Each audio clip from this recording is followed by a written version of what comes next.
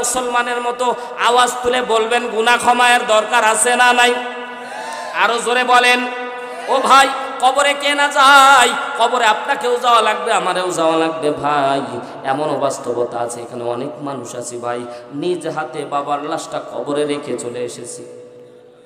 এই যে ঠান্ডার দিন গেল ভাই, ঠান্ডার দিনে কারো বাবা মারা গেছে, একটু হাতটা জাগান তো।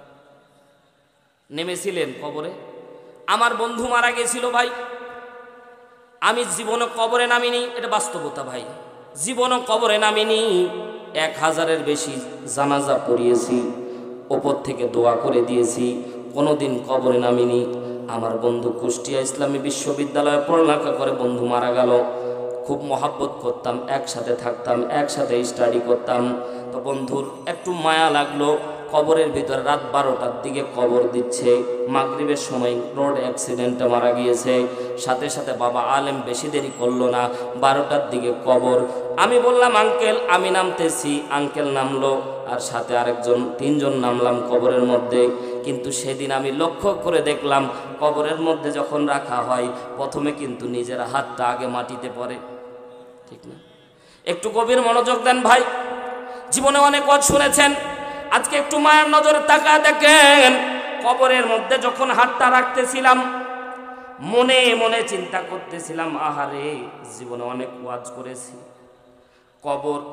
কবর সম্পর্কে জীবনে অনেক ওয়াজ নসিহত করেছি, এই উপলব্ধি আমার ততক্ষণ পর্যন্ত জাগে নাই।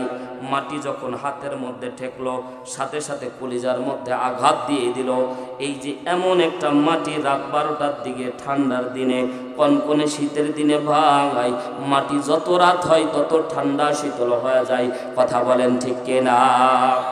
মাটিতে যখন হাতটা ঠেকলো, সাথে সাথে কলিজার মধ্যে আঘাত। এ দুনিয়ার মানুষ, একটু মায়া নজর তাকাও।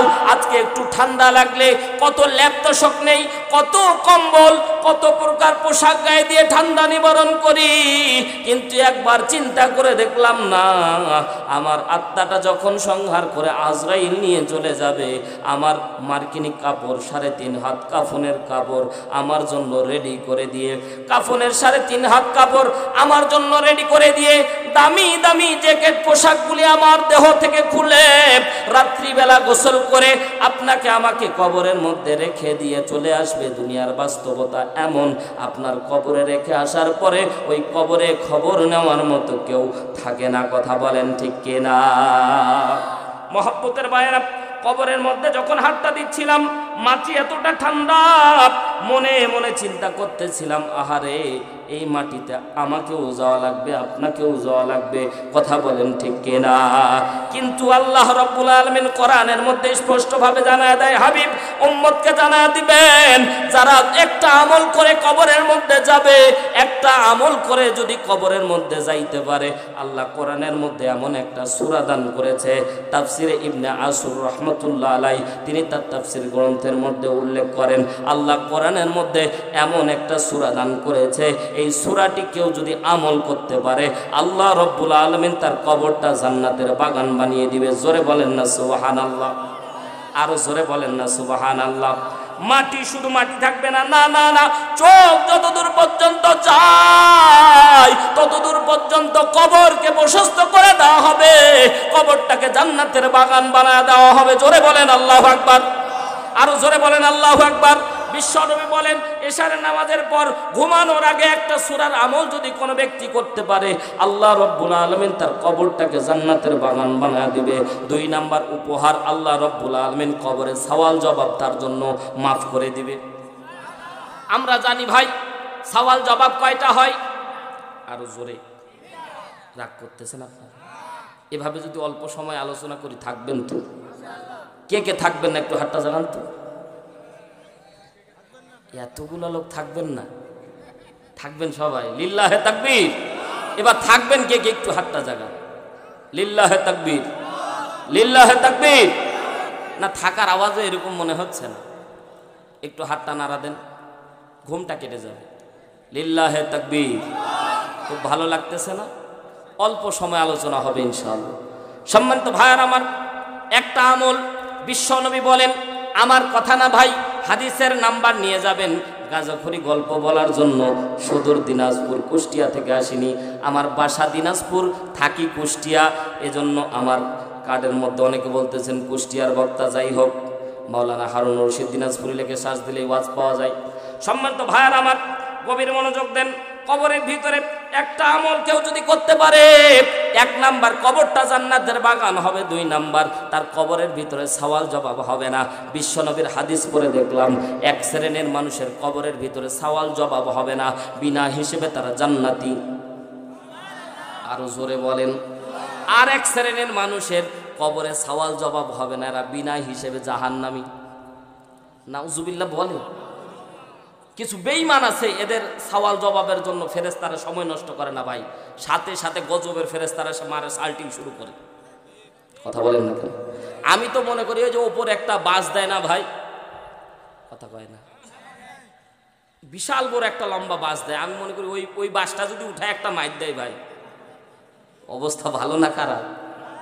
ফেরেশতারা ওই রকম বাস না ভাই। হাদিসের মধ্যে এসেছে হযরতে রুমাত আলাইহিস সালাতু ওয়াস সালাম কবরে রাখার পরে একজন ফেরেশতা আসে, নাম তার রুমাত আলাইহিস সালাতু ওয়াস সালাম। তার হাতের মধ্যে থাকে একটা হাতুড়ি। কি হাতুড়ি দিয়ে তো আদর করে, চুমা দেয়, কি দেয়, একবারে টাং টাং করে মার দেয়, ঠিক না? ওরে লোহা যখন পিটাই রে ভাই, দেখি আমার যখন লোহা পিটনি দেখি আমার হাদিসটার কথা মনে পড়ে। ফেরেশতারা কিভাবে মারবে রে আল্লাহ? একটা মাইর দেবে। আল্লাহ নবী বলছেন যে ওই হাতুড়ির ওজন এত, 70,000 মানুষ ওই হাতুড়ি উঁচু করতে পারবে না।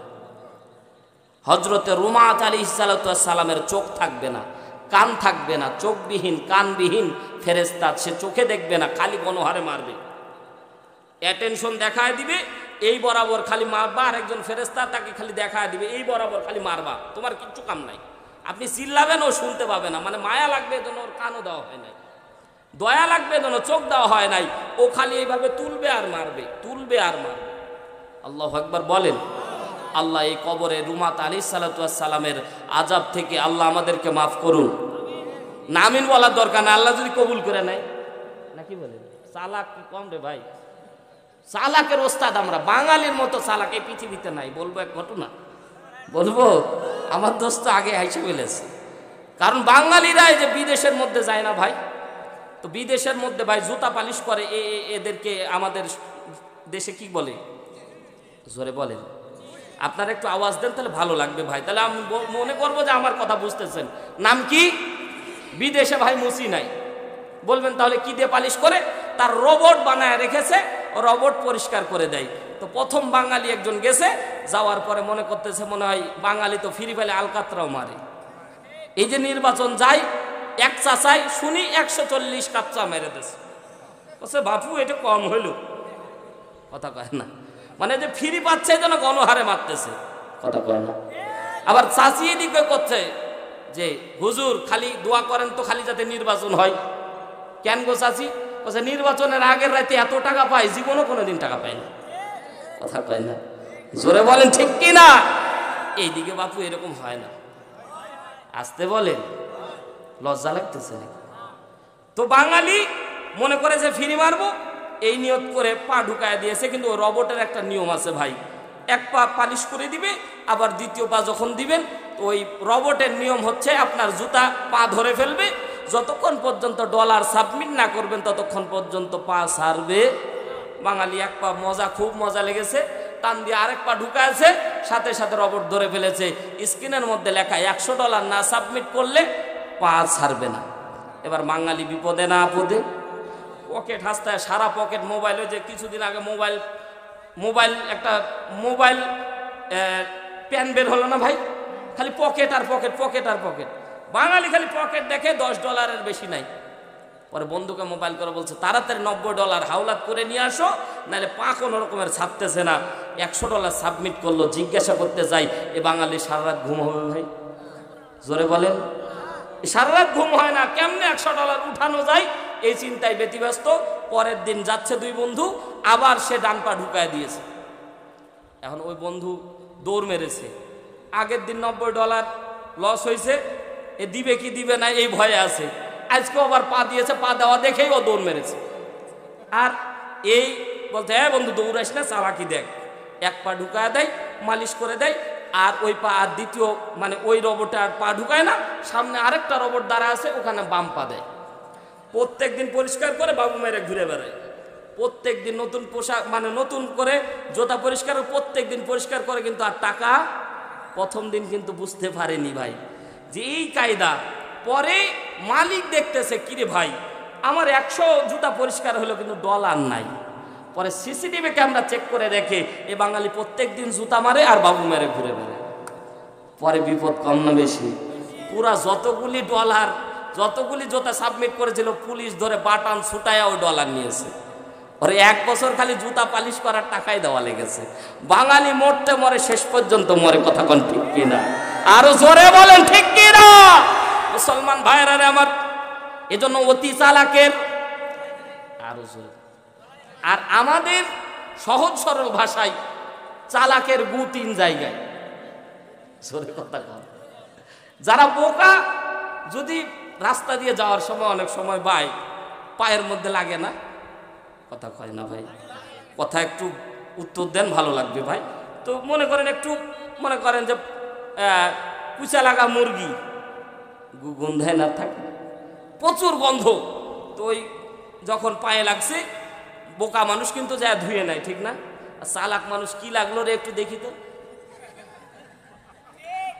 এজন্য চালাকের গু জোরে বলে, এজন্য বেশি চালাকিও ভালো। সম্মানিত মহব্বতের বাইরে গভীর মনোযোগ দেন। আল্লাহ রাব্বুল আলামিন এত চালাকদারিকে আল্লাহ রাব্বুল আলামিন ভালোবাসে না।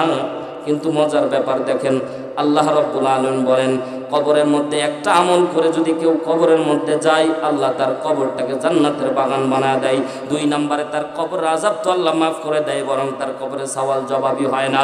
জোরে বলেন সুবহানাল্লাহ। তাহলে এই আমলটা নিয়ে যাওয়ার দরকার আছে না নাই? সম্মানিত ভাইয়ের আমার, গভীর মনোযোগ দেন। আমি সূরা তাহরিমের 8 নম্বর আয়াত আপনাদের খেদমতে তেলাওয়াত করেছি। আল্লাহ রাব্বুল আলামিন কত বড় নেয়ামত আপনাকে আমাকে দান করেছে, একটু জোরে বলেন না আল্লাহু আকবার। আরো জোরে বলেন আল্লাহু আকবার। সম্মানিত ভাইয়ের আমার, বিশ্বনবী একদিন যেদিন সূরা তাহরিমের 8 নম্বর আয়াত নাজিল হয়, শানে নজরুল বলতেছি, আল্লাহর নবী সাল্লাল্লাহু আলাইহি সাল্লাম সারা দিন শুধুমাত্র চিন্তা করতেছিলেন আমার উম্মতের গুনাহ হবে অনেক বেশি, গুনাহ হবে অনেক বেশি, হায়াত হবে অল্প। আমার উম্মতেরা গুনাহ নিয়ে যদি কিয়ামতের ময়দানে উঠে, অন্যান্য নবীর সামনে আমি কেমনে মুখ দেখাবো? কে কাঁদতেছে বলেন তো? নবী কাঁদতেছে কার জন্য? সরে বলেন। উম্মতের জন্য বলে এত পর করে দিচ্ছেন কেন? বলেন না আমার জন্য, বলেন না কার জন্য? একটু মহব্বতের সুরে বলেন কার জন্য? আরো জোরে বলেন কার জন্য?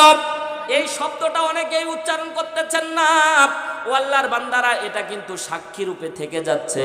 ও আল্লাহর বান্দারা, বিশ্বনবী আপনার আমার জন্য কান্না করতেছেন, আল্লাহর দরবারে আল্লাহকে বলতেছেন, ও রব্বুল আলামিন আমার উম্মতের গুনাহ হবে অনেক, আমার উম্মতের গুনাহ হবে অনেক। অন্যান্য নবীর সামনে আমার উম্মতকে যখন জাহান্নামে তুমি পাঠায়া দিবা, তাহলে তো অন্যান্য নবীর উম্মতের সামনে তোমার বন্ধু লজ্জিত হয়ে যাবে, ঠিক না? সম্মানিত ভাইয়ের আমার, আপনাকে আমাকে সারা দিন নিয়ে ফিকির করলো নবী। রাত্রিবেলা শয়ন কক্ষে গেছে, বিশ্ব নবী নামাজ আদায় করে যখন রাত্রিবেলা ঘুমিয়েছে, আল্লাহ রাব্বুল আলামিন জিবরাইল পাঠায় দিয়েছেন। সুবহানাল্লাহ বলেন। ওহী নাজিলের পদ্ধতি 7টি। জোরে বলেন কয়টি? আরো জোরে বলেন। 7টি পদ্ধতিতে আল্লাহ কোরআন নাজিল করেছে। আলেম ওলামা যারা আছে তাদেরকেও আমি বলতে চাই, 1 নাম্বার পদ্ধতি হলো ঘণ্টা ধ্বনির নাই। 2 নাম্বার পদ্ধতি স্বপ্নযোগেও আল্লাহ তাআলা বিশ্বনবীর উপর ওহী নাজিল করেছিল। জোরে একবার বলেন না আল্লাহু আকবার। 7টি পদ্ধতিতে আল্লাহ পুরা কোরআন 23 পারা 30 পারা কোরআন আল্লাহ রব্বুল আলামিন 23 বছরের জিন্দেগিতে আল্লাহ নাজিল করেছে। তার মাঝে 2 নাম্বার পদ্ধতি হতে স্বপ্নযোগে। এই সূরা তাহরিমের 8 নম্বর আয়াত আল্লাহ বিশ্বনবীর উপর স্বপ্নযোগে নাজিল করেছিল। জোরে একবার বলেন না সুবহানাল্লাহ। সম্মানিত মহব্বতের ভাইরা, আল্লাহর নবী সারাদিন, কথা কিন্তু মনে রাখা লাগবে, আল্লাহর নবী সারাদিন ব্যতিব্যস্ত ছিল উম্মতের গুনাহ কেমনে মাফ করানো যায়, উম্মতের বিনা হিসাবে, উম্মতের যাতে কোনো গুনাহ না থাকে। এই জন্য আল্লাহর নবী বারবার করে ফিকির করতেছিলেন, ও রব্বুল আলামিন, আমার উম্মতের হায়াত হবে অল্প, তারা গুনাহ নিয়ে কিয়ামতের ময়দানে যদি উঠে অন্যান্য নবীর উম্মতের সামনে কিন্তু আমি লজ্জিত হয়ে যাব। সারা দিনের এটা ফিকির। আল্লাহ রব্বুল আলামিন আসমান থেকে জিবরাইল আলাইহিস সালাতু ওয়াস সালামের মারফতে বিশ্ব নবীকে সালাম জানিয়েছে। জোরে বলেন আল্লাহু আকবার। আল্লাহর নবী স্বপ্নের ভিতরে সালাম জবাব দিচ্ছেন, ওয়ালাইকুম আসসালাম। জিবরাইল বলছেন, ও নবী, আল্লাহ তাআলা আপনার সাথে কথা বলবেন। আল্লাহু আকবার বলেন। আল্লাহ রব্বুল আলামিন বিশ্ব নবী যখনই শুনেছেন আল্লাহ তাআলা আমার সাথে কথা বলবেন, সাথে সাথে আল্লাহর নবী সাল্লাল্লাহু আলাইহি সাল্লাম অনেক বেশি খুশি হয়ে গেছে। আর এই যে সারা দিন যেটা মনে মনে চিন্তা করতেছিল, এবার মনে মনে ভাবতেছেন আজকে এই কথাটা আমি আল্লাহর দরবারে প্রেজেন্টেশন করব। চিৎকার দিয়ে বলেন না একবার আল্লাহু আকবার। আজীবন কেঁদেছেন উম্মতেরই মায়ায়, ঠিক কি না? আজীবন কেঁদেছেন উম্মতেরই মায়ায়। আলোর দিশা পেলাম আমি, আলোর দিশা পেলাম আমি, যে নামের ওসিলায়। সেই রাসূলকে কেউ গালি দিলে, তার শানে কেউ কুৎসা রটালে, বল কি তা প্রাণে সয়। ব্যথা লাগে বড়, ব্যথা লাগে কলিজায়। জোরে বলেন ঠিক কি না? নবীর মায়ায় যদি আপনার কান্না না আসে, নবীকে নিয়ে কটূক্তি করার পরে মুসলমান যদি না জাগে, আল্লাহর কসম করে বলি নবী কোনদিন আপনাকে উম্মত হিসেবে গ্রহণ করবে না। কথা বলেন ঠিক কি না? এজন্য আল্লাহর নবীকে নিয়ে কেউ যদি কটূক্তি করে, আল্লাহর নবীকে কেউ যদি ব্যঙ্গ করে, আল্লাহর কসম করে বলি মুমিন মুসলমান কেউ বসে থাকতে পারে না, তার দাঁত ভাঙা জবাব দেওয়া লাগবে। কথা বলেন ঠিক কি না?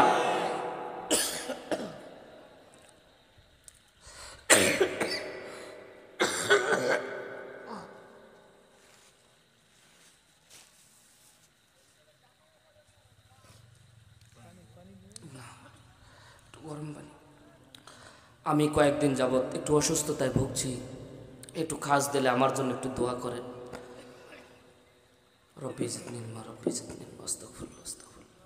সম্মানিত ভাইয়ের আমার, আল্লাহ নবী আপনাকে আমাকে নিয়ে কাঁদে, আর আপনি আমি যদি আল্লাহকে নিয়ে, আল্লাহ কেউ যদি ব্যঙ্গ করে কটূক্তি করে, তাহলে আপনি আমি যদি তার দাঁত ভাঙা জবাব না দিই, তাহলে নবীর উম্মত হিসেবে দাবি করতে পারবো? জোরে বলেন না কেন? আসাদুন নামের কুলাঙ্গার আমার নবীকে নিয়ে যখন ব্যঙ্গ করেছিল, আল্লাহর কসম করে বলি যে মুমিন মুসলমান ঘরের ভিতরে বসে ছিলেন, আল্লাহর কসম করে বলি নবীর উম্মত দাবি করা আপনার জন্য কঠিন হয়ে যাবে। আল্লাহর নবীকে লজ্জা বলে গালি দেওয়ার পরেও কোন মুসলমান বসে থাকতে পারে না। কথা বলেন ঠিক কি না? মুসলমান জাগতেই হবে। কথা বলেন ঠিক কি না? অন্তত আমার নবী হচ্ছে কলিজা ঈমান। কথা বলেন ঠিক কি না? আমার নবীকে নিয়ে কেউ যদি ব্যঙ্গ করে, আমরা মুসলমান ছাড় দেব না। কথা বলেন ঠিক কি না? মুসলমান ভাইরা আমার, এজন্য বলতেছি আমার নবী হলো ঈমান। নবীকে নিয়ে আপনাকে আমাকে নবী থেকে দূরে রাখার চেষ্টা করা হচ্ছে। মুসলমান ওয়াজ ভুলে গেলে চলবে না। আল্লাহ নবী সাল্লাল্লাহু আলাইহি সাল্লাম সারাদিন কান্না করেছে কার জন্য? আমার জন্য। বলেন না আমার জন্য? বুকের মধ্যে হাতটা দিয়ে বলেন আমার জন্য। আরো জোরে বলেন। লজ্জা লাগতেছে নবীর উম্মত দাবি করতে নাকি? বিশ্ব নবী সারাদিন কান্না করেছে আপনার আমার জন্য, আর আল্লাহর কাছে বলতেছেন রব্বুল আলামিন। সাথে সাথে যখন জিবরাইল বলেছে আল্লাহ আপনার সাথে কথা বলবে, ভাই গাজাখুরি গল্প বলতেছে না, সূরা তাহরিম খুলে দেখবেন। আপনারা সূরা তাহরিম খুলে দেখবেন, এই আলোচ্য আয়াতের শানে নজুল এটা উল্লেখ করা হয়েছে। আল্লাহর নবী যখন শুনতে পেলেন, কানের মধ্যে এলান আলো আল্লাহ আপনার সাথে কথা বলবে, সাথে সাথে বিশ্ব নবীকে যখন আল্লাহ রব্বুল আলামিন আরশের মালিক আল্লাহ এবার ডাইরেক্ট বিশ্ব নবীকে সালাম দিচ্ছে, আসসালামু আলাইকুম বন্ধু, কেমন আছেন? আল্লাহু আকবার বলেন।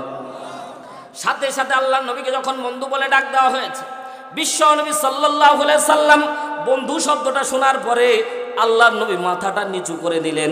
জিজ্ঞাসা করতে চাই মুসলমান, এই মুহূর্তে আল্লাহর নবী খুশি হওয়ার দরকার ছিল না নাই? কিন্তু আল্লাহর নবী খুশি না হয়ে মাথাটা নিচু করে ফেললেন। সাথে সাথে আল্লাহ ডাক দিয়ে বলছে, হাবিব আপনি আমার সালামের জবাব না দিয়ে মাথাটা নিচু করে মনটা ভারী করে নিলেন, কারণটা কি? সাথে সাথে আমার নবী ডাক দিয়ে বলেন, আল্লাহ আপনি আমারে বন্ধু বলে ডাক দিলেন, আর আপনার বন্ধু কিয়ামতের ময়দানে আপনার বন্ধু অন্যান্য নবীর উম্মতের সামনে লাঞ্ছিত হবে, এটা কি আপনি চান? আল্লাহু আকবার বলেন। ও ভাই, বন্ধুর সাথে বন্ধুর অভিমান, এটা কিন্তু রাগ না, অভিমান করতেছে। আল্লাহু আকবার বলেন। কিছু জিনিস মহাব্বতের মানুষের কাছে চেয়ে নেওয়া, এটা একটা সুন্নাত। সুবহানাল্লাহ বলেন। দেখবেন রাগ কার সাথে হয়? যার সাথে সম্পর্ক বেশি, ঠিক না? অচেনা কোনো লোকের সাথে রাগ হয় ভাই। যার সাথে মহব্বত বেশি তার সাথে অভিমানও বেশি। হঠাৎ করে যদি বন্ধু, আপনার ক্লোজ বন্ধু যদি দাওয়াত না দেয়, বিশাল একটা কোনো ফোন টোন ধরে না, ঠিক না? মানে রাগটা তার বেশি হয়ে যায়। তো আল্লাহর হাবিব যখন মাথাটা নিচু করে আছে, সাথে সাথে আল্লাহ বলছে, হাবিব আপনি মাথাটা নিচু করে নিলেন কেন? আমি বন্ধু তোমারে ডাক দিচ্ছি। আল্লাহু আকবার বল, আরো জোরে বলেন আল্লাহু আকবার। সম্মানিত ভাইয়ার আমার, গভীর মনোযোগ দেন। ছেড়ে দেব? চলবে? চলবে? কতক্ষণ থাকিয়েন আপনারা, ঠিক না? সারা রাত। এটা আবেগ দিয়ে, আমি যতক্ষণ চালাবো চলবে, এটা কথা হবে, ঠিক কথা বলেন, ঠিক কি? দোয়া করতে থাকেন অল্প কিছু সময় আমলের জন্য। ও ভাই, জীবনে অনেক গুনাহ করেছেন, আজকে আলোচনাটা শোনেন, আশা করি গুনাহ আল্লাহ মাফ করে দিবেন, গ্যারান্টি দিচ্ছেন। আল্লাহু আকবার বলেন, আরো জোরে বলেন। যারা উঠে যাচ্ছেন ভাই, আপনারা আরেকটা জিনিস আপনাদেরকে বলি, আপনারা যখন মানে উঠে যাবেন, তখন আমি মনে করব যে আপনাদের ওয়াজ ভালো লাগতেছে না, ছেড়ে দেব তখন। কিন্তু এজন্য উঠি খুব একটা করবেন না, শেষে একসাথে আমরা দোয়া করে চলে যাব ইনশাআল্লাহ, ঠিক আছে তো? ইনশাআল্লাহ। সম্মানিত ভাইয়েরা আমার, গভীর মনোযোগ দেন। আশেপাশে কোনো দিকে নজর দিবেন না। বিশ্বনবী মাথাটা নিচু করার সাথে সাথে আল্লাহ রাব্বুল আলামিন ডাকতে বলে, হাবিব বলেন দেখি আমি কি করতে পারি আপনার জন্য। সাথে সাথে নবী একটু মাথাটা উঁচু করে আল্লাহকে বললেন, আল্লাহ কিয়ামতের ময়দানে আমার গুনার খাতাটা আমি রাসূলের হাতে আপনি দান করে দিবেন। আর জোরে বলেন। বিশ্বনবী বলছেন, আল্লাহ কিয়ামতের দিন গুনার খাতা, আমার উম্মতের যে গুনার খাতাটা থাকবে, এই খাতাটা আমার হাতে আপনি দান করে দিবেন। এবার জিজ্ঞাসা করতে চাই, আমাদের আবার গুনার খাতা আছে নাকি? আল্লাহ রাব্বুল আলামিন সূরা বানী ইসরাঈলের 7 নম্বর আয়াতে ডাক নাজিল করে জানায় দেয়, ইকরা কিতাবাকা কাফা বিনাফসিকাল ইয়াউমা আলাইকা হাসিবা। জোরে বলেন আল্লাহু আকবার। আল্লাহ বলছে, ইকরা কিতাবাকা কাফা বিনাফসিকাল ইয়াউমা আলাইকা হাসিবা। কিয়ামতের ময়দানে প্রত্যেক ব্যক্তিকে একটা করে আমলনামা দেওয়া হবে, প্রত্যেক ব্যক্তির একটা করে গাইডলাইন থাকবে, প্রত্যেক ব্যক্তি করে একটা করে বুক লাইন থাকবে, প্রত্যেকটা ব্যক্তিকে একটা করে কিতাব দান করা হবে। ইকরা, আল্লাহ বলবে বান্দা পাঠ করো, কারাতুল আমল, দুনিয়ার মধ্যে যে আমলগুলি করে এসেছো এই আমলগুলি পাঠ করতে থাকো আর জান্নাতের মধ্যে যাইতে থাকো। ও আল্লাহর বান্দারা, তার মানে বোঝা গেল আপনার আমার আমলনামা থাকবে, একটা হিসাবের খাতা থাকবে, প্রত্যেকের আমলনামায় একটা করে হিসাবের খাতা আছে। এই হিসাবের খাতায় 2 প্রকার আমল আছে, এক প্রকার ভালো আমল, আরেক প্রকার খারাপ আমল। কথা বলেন ঠিক কিনা? মুসলমান ভাইরা আমার, গভীর মনোযোগ দেন। আল্লাহ রাসূল বললেন, আল্লাহ আমার উম্মতের খাতা, গুনার খাতাটা আমার হাতে আপনি দান করবেন। আল্লাহ রাব্বুল আলামিন বলছেন, হাবিব গুনার খাতা নিয়ে আপনি কি করবেন? জোরে বলেন আল্লাহু আকবার। আর জোরে বলেন আল্লাহু আকবার। আর জোরে বলেন আল্লাহু আকবার। আল্লাহর সাথে বন্ধুর সাথে বন্ধুর গল্পটা এরকমই হয়, ঠিক না? তাফসীরের মধ্যে এসেছে, শানে নজুলে বলা হচ্ছে, আল্লাহ বলছে, হাবিব গুনার খাতা আপনাকে দিব, করবেনটা কি? আল্লাহু আকবার বলেন। তো বিশ্বনবী ডাকতে বলছে, আল্লাহ গুনার খাতা যখন পাবো, গুনার খাতা পাওয়ার সাথে আমি ছিঁড়ে দেব। সুবহানাল্লাহ বললেন না? এত কিপটা আপনারা। মা বোনদেরকে বলতে বললে তার থেকে জোরে বলতো ভাই। এমনি কি তারা নেতা? প্রধানমন্ত্রীও মহিলা, বিরোধী নেত্রীও মহিলা, স্পিকারও মহিলা, যা আছে 1 থেকে 7, পুরুষের খাওয়া নাই। কথা কয় না? জোরে বলেন। এই যে দেখেন গল্প করতেছে, তাই কত জোরে শোনা যাচ্ছে। ও বউ, কি গল্প করছো গো? ওই যে হুজুর বললো না, এ বউ একদিনই তোরটা কি? ওই শর্ট। কথা কয় না? বললো না, কয় বউ আমারটা চোখ নাই গো। কথা কয় না? কি নাই? আমারটা চোখ নাই, কি কিনে এনে দেয়, কি দুর্নাম স্বামীর। ও পদ্মা নিশি মা বোনেরা, আজকে আলোচনা শুনেন। একটা হাদিস শেষে মা বোনদের জন্য বলবো, স্বামীর খেদমত না করার কারণে 80% নারী জাহান্নামী। আপনারা তো খুব খুশি, মোছে তাও দিচ্ছেন, হুজুর এবার লাইনে আসছে, ঠিক না? আমাদের পক্ষেও আজ করতে, আমিও তো পুরুষ ভাই। পর্দা নিশি মা বোনেরা একটু মনোযোগ দিয়ে শোনেন, গুনাহ আপনাদেরও আছে। এই ওয়াজ কি শুধু আমাদের দরকার ভাই? তাদের গুনাহ নাই? সবার গুনাহ, উম্মতের গুনাহ, সবার গুনাহ আল্লাহ মাফ করে দিবে। আল্লাহু আকবার বলেন। যুবক ভাইরা কই যাও? এই বয়সে যদি এত পেশাবের চাপ আসে তো অন্য বয়সে কি করবে গো? আমি এক মাহফিলে বললাম, এখানে ও ভাই, এখানে অনেক লম্বা সময় বসে থাকার ফলে 1 নম্বরের চাপ আসে না? আসবে, এটাই স্বাভাবিক। এজন্য উঠে যাবেন, তখন একটু আঙুল তুলবেন।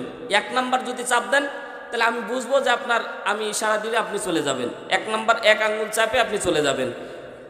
2 নাম্বার যদি পায়খানা চাপ হয় তাহলে কি দিবেন? জোরে বলেন। তা আমি এক মাহফিলে 1 আর 2 শিখাইলাম, কিছুক্ষণ পর দেখতেছি এক মুরব্বী 3 আঙুল চেপেছে।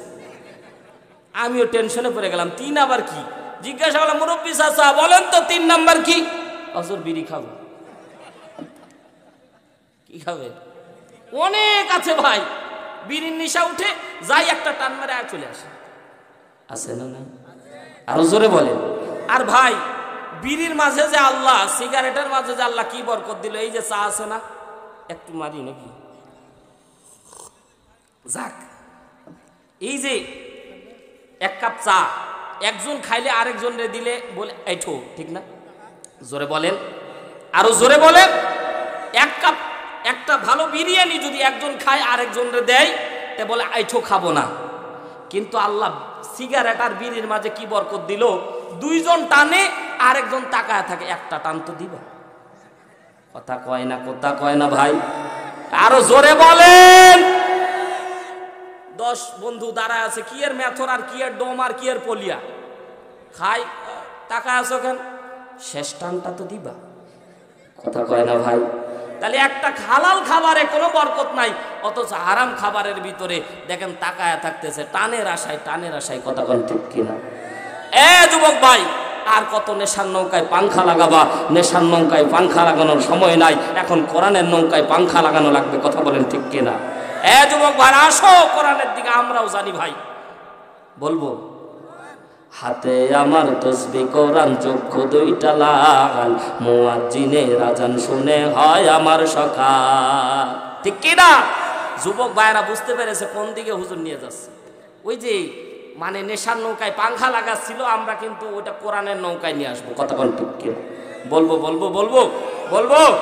হাতে আমার তসবিহ কোরআন, চক্ষু 2টা লাল, মুয়াজ্জিনের আযান শুনে হয় আমার সকাল। মসজিদটায় আমার ফেরেশতা ভরা পবিত্র স্থান, আমাদের সাথে হয় না ইয়ারি, হয় না অভিমান। আজ আবেগ দিয়া তাহাজ্জুদের নামাজে দাঁড়াইছি, পাগল হইয়া খোদার প্রেমে পারি জমাইছি। আজ আবেগ দিয়া তাহাজ্জুদের নামাজে দাঁড়াইছি, পাগল হইয়া খোদার প্রেমে পারি জমাইছি। অনেক নেশা কইরা দেখছি কোনো মজা নাই, তোমার নেশার মাঝে প্রভুর শান্তি খুঁজা পাই। ঠিক না বললে বলবো না? জোরে বলেন ঠিক কি না? ও ভাই, এই যে ফজরের নামাজে কষ্ট করে মুরব্বীরা যান বা যুবকেরা যান, মজা লাগে না? লাগে না? আর যারা এই যে নেশা করে ভাই, আপনাদের এলাকায় নেশা করা আছে না নাই? নেশা করবে তখন দেখবেন, নেশা করে যখন বাড়ি ফিরে, মদ খেয়ে যখন বাড়ি ফিরে, মা বোনেরা দরজা খুলতেও ভয় পায়। জোরে বলেন। দরজা খুলে, যখন দরজা খুলে সাথে সাথে বলে আম্মা আসসালামু আলাইকুম। কথা কয় না? সাথে ছেলে আছে, দুলা ভাই কেমন আছেন বলে না ভাই? মদ খেলে মাথা ঠিক থাকে? আমাদের ওইদিকে ভাই সুয়ানি নামের একটা নেশা আছে। কি এলাকা আছে ভাই? ওরে সুবহানাল্লাহ। যাক, সুয়ানি এই মুসলমানরা কেমনে যে খায় আল্লাহ ভালো জানে। এদের মন মানসিকতা কত নিকৃষ্ট গেলে এরা চুয়ানি খেতে পারে। কথা বল ঠিক কিনা? চুয়ানি খোর যারা আছে খেয়াল করে দেখবেন, চুয়ানি খাওয়ার পরে, আমি নিজের চোখে দেখা, চুয়ানি খাওয়ার পরে রাস্তা ঠেলতেছে। বলে রাস্তা ঠেলতেছে কেন? এত বড় ভুল করলো ইঞ্জিনিয়ার, পুরা রাস্তা সোজা করে দেব। জোরে বলেন। এইরকম আছে না নাই? এজন্য ওই নেশা করা যাবে না, নেশা করতে হবে আল্লাহর জন্য, জান্নাত হাতছানি দিয়ে ডাকবে, কথা বলেন ঠিক কিনা? অনেক নেশা কইরা দেখছি কোনো মজা নাই, তোমার নেশার মাঝে প্রভু শান্তি খুঁজা পাই। চাই না আমি দালান কোটা, চাই না বাড়ি ঘর, তোমার কাছে হই নাই আমি, হই না যেন পর। আজ আবেগ দিয়া তাহাজ্জুদের নামাজে দাঁড়াইছি, পাগল হইয়া খোদার প্রেমে পারি জমাইছি। আজ আবেগ দিয়া তাহাজ্জুদের নামাজে দাঁড়াইছি, পাগল হইয়া খোদার প্রেমে পারি জমাইছি। কোরআন আর নবীর সুন্নাত আমার অন্তরায়, নবীর সুন্নাত এখন আমায় দিনের পথ দেখায়। 5 ওয়াক্ত নামাজ দাঁড়ি করা মনের দরজায়, কেউ শোনে না বেনামাজির বুক ফাটা চিৎকার। আজ আবেগ দিয়া তাহাজ্জুদের নামাজে দাঁড়াইছি, পাগল হইয়া খোদার প্রেমে পারি জমাইছি। আজ আবেগ দিয়া তাহাজ্জুদের নামাজে দাঁড়াইছি, পাগল হইয়া খোদার প্রেমে পারি জমাইছি। আল্লাহর প্রেমে পাটি জমানো লাগবে। আল্লাহু আকবার বলেন। সম্মানিত ভাইরা আমার, বিশ্ব নবী মাথাটা উঁচু করে দিয়ে আল্লাহকে বলে, রব্বুল আলামিন, উম্মতের গুনার খাতাটা যদি আমার হাতে দাও তাহলে ভালো হয়। আল্লাহ বললেন, হাবিব গুনার খাতা নিয়ে কি করবেন? বিশ্বনবীর সাথে সাথে বললেন, আল্লাহ গুনার খাতাটা আমি ছিঁড়ে দেব। সাথে সাথে আল্লাহ বললেন, হাবিব আপনি যেটা মনে করেছেন কিয়ামতের সিচুয়েশন কিন্তু তা না। আপনি আপনার উম্মতের গুনার খাতা পাওয়ার পরে ছিঁড়ে দেবেন, আর অন্যান্য নবীর উম্মত আর অন্যান্য নবীরা দাঁড়ায় দাঁড়ায় তামাশা দেখবে, আপনারে ছেড়ে দিবে। এমন পরিবেশ কিন্তু কিয়ামতে পাবেন না। কথা বলেন বাস্তবতা ঠিক কিনা?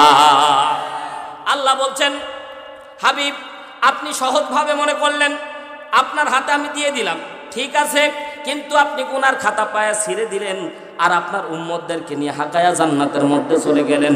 না না না, পরিবেশ এমন থাকবে না। নবীরা পর্যন্ত সেখানে দাঁড়ায় থাকবে, কিয়ামতের ময়দানে অসংখ্য নবী পর্যন্ত দাঁড়ায় থাকবে, অসংখ্য নবী দাঁড়ায় থাকবে, কেউ আপনাকে এরকম ছাড় দেবে না। আল্লাহ রাব্বুল আলামিন এই কথা বলার সাথে সাথে আল্লাহ নবীর মনটা খারাপ হয়ে গেল। কথা বলেন ঠিক কিনা?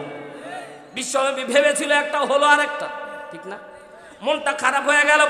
আল্লাহ তাআলা এবার বিশ্বনবীর মুখে হাসি ফুটানোর জন্য আল্লাহ রাব্বুল আলামিন এবার সূরা তাহরিমের 8 নম্বর আয়াত আল্লাহ তাআলা নিজ মুখে বিশ্বনবীর কানে কানে বলতেছেন। জোরে বলেন আল্লাহু আকবার। এই আয়াতের ভিতর আল্লাহ উপহার দিচ্ছেন, আল্লাহ তাআলা বিশ্বনবীকে এত ভালোবাসেন। আল্লাহর নবী মন থেকে যখনই মনটা খারাপ করতেন, আল্লাহর নবীর মনটা ভালো করার জন্য আল্লাহ বিভিন্ন উপহার উপঢৌকন উম্মতের জন্য দান করতেন। জোরে একবার বলেন না আল্লাহু আকবার।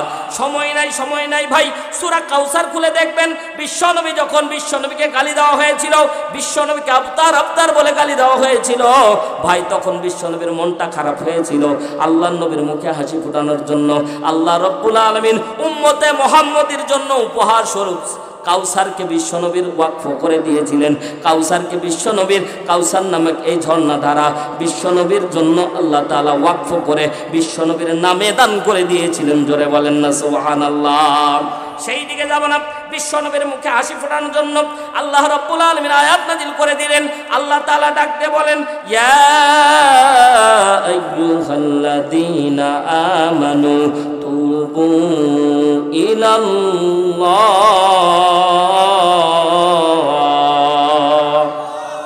কেউ জবান বন্ধ রাখবেন না, বলেন না আল্লাহু আকবার। আরো জোরে বলেন আল্লাহু আকবার। এ কপাল পোড়া মুসলমান যারা এখনো ঘরের ভিতরে বসে শুনতেছো, একটু মনোযোগ দেন। এখানে যারা বসে শুনতেছে একটু গভীর মনোযোগ দেন ভাই।